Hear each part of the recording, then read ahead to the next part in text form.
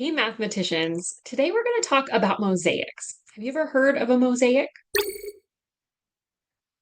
Mosaics are pictures that are made up of tiny pieces of clay, ceramics, like broken up plates and cups, or bricks or tiles, things like that. Here are some examples of really cool mosaics that I found pictures of.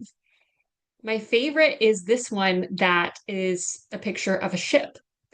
Mosaics have been created by many different people all over the world for centuries. And today we're going to make some mosaics together. And I'm really excited about it because all we need is some paper and a little bit of math. Here is an example of a mosaic that I made while I was preparing for this episode. I decided to make some flowers. Can you think of something that you would like to make in a mosaic? Awesome.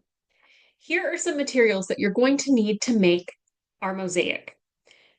The first thing you're going to need is some paper. Here, I got a square piece of paper that's 8 inches by 8 inches. You could make any square of paper that you would like to make.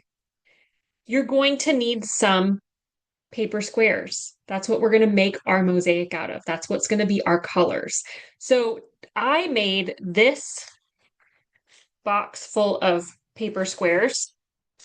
And I made each of these squares 1 inch by 1 inch. And it's really important that you measure out and make sure it's 1 inch by 1 inch. And if you need some help with this, I'm going to have a template for you to use in the show notes.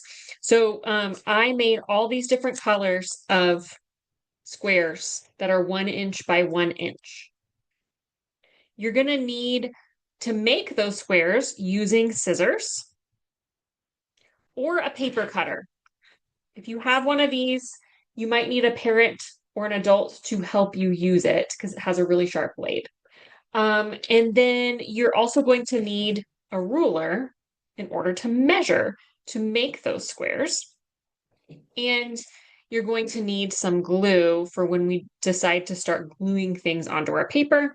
You might also want to have a pen or a pencil and a piece of paper to kind of sketch out your ideas that you want to use for your mosaic. Um, Once you have all of your materials gathered, we are going to start by creating our tiles for our mosaic.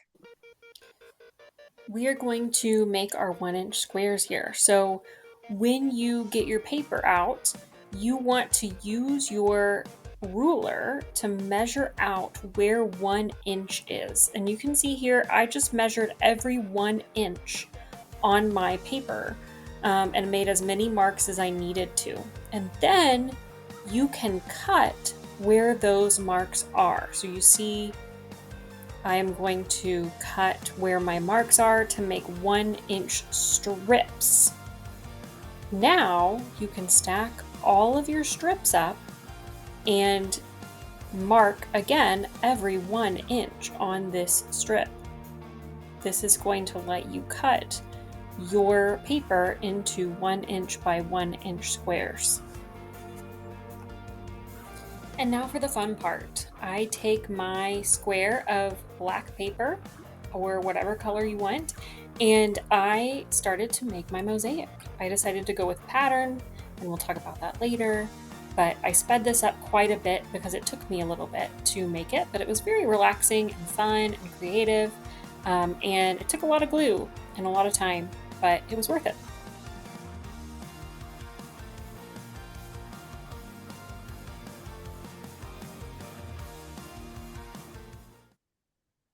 Here's my final product. Do you like it? I like it. I decided to do a pattern and I did blue, red, yellow, blue, red, yellow, all the way to the bottom. And it made these cool diagonals. Why do you think that is? Any other observations that you have? Mathematics is about observing. Now, we made estimates on how many of these squares would fit in this entire square board. And I'm thinking that maybe we should count them up. Each of these little squares is 1 inch on each side. We call these square units. Square units. And when we fill a shape with square units, we call that the area. So we want to know what the area of this square is. And it's going to be an area in inches since we're using 1 square inch square units. So I'm going to let you look at my square and I want you to determine how many squares fit in here. Pause, figure it out, and then we're going to do it together. Okay. Let's figure out how many squares are here. If you are older and you know your multiplication, you may already have figured out how many are here because we have a group of 8 squares up here at the top, and then we have 8 of those groups. But we can also count them. I decided I want to count them by twos.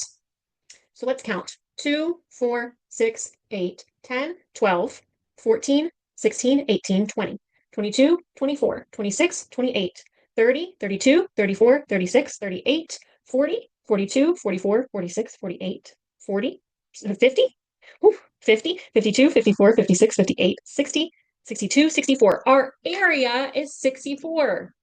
How close were you with your estimate? That's pretty cool. Now, if you liked doing this, I have a challenge for you. So if you want a little more math, here's what you can do. You could try to fill a rectangle instead of a square. How many square units do you think it would take to fill up this rectangle? I have a bigger challenge for you. How many squares do you think it would take to fill up this triangle? This is a right triangle.